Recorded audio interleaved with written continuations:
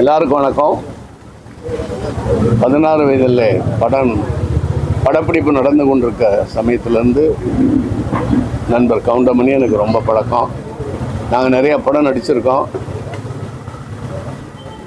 ரொம்ப பகுத்தறிவான சிந்தனை உள்ளவர். யாருக்கு எந்த கெடுதலும் செய்ய மாட்டார்.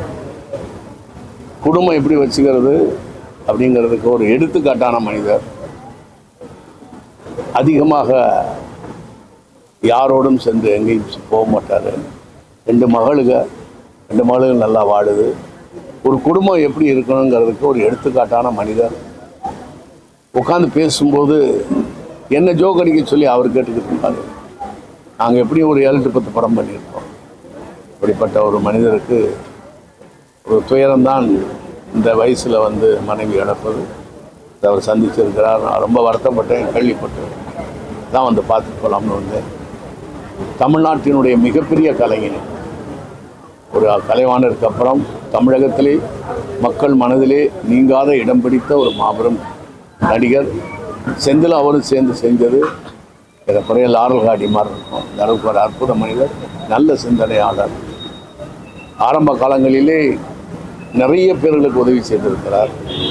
மிக மிக நல்ல மனிதர், மிக சிறந்த நடிகர், நேட்டிவிட்டி ஃபிகர். அவ்வளோதான். நானும் இதில் கலந்துக்கிறது ரொம்ப வருத்தப்பட்டேன்.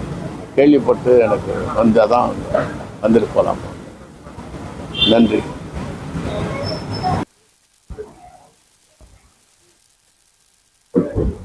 ரொம்ப சோகமான ஒரு விஷயம்.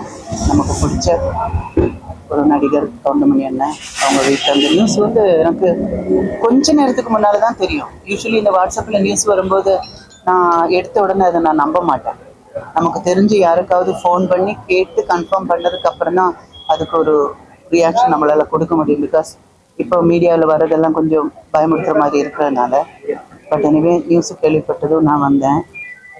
நான் பாடும் பாடல் படத்துலேருந்து ஆரம்பிச்சது. ஸோ ஒவ்வொருத்தரையும் நம்ம ஒவ்வொரு வாட்டியும் பார்க்கும்போது ஒரு நல்ல சுச்சுவேஷனில் பார்க்கணுன்னு ஆசைப்படுறோம். ஒரு அவார்டு நைட், ஒரு கேதரிங், ஒரு அந்த மாதிரி ஃபங்க்ஷன் நம்ம நினைக்கிறோம். பட் இந்த மாதிரி ஒரு சோகமான சூழ்நிலையில் பார்க்கும்போது அது மனசுக்கு கொஞ்சம் கஷ்டமாக இருக்குது. மணியண்ணனுக்கு இது தாங்கக்கூடிய அந்த ஒரு தைரியமும் நீண்ட ஆயுசும் ஆரோக்கியமும் கடவுள் கொடுக்கணும்னு நான் வேண்டிக்கிறேன். தேங்க்யூ.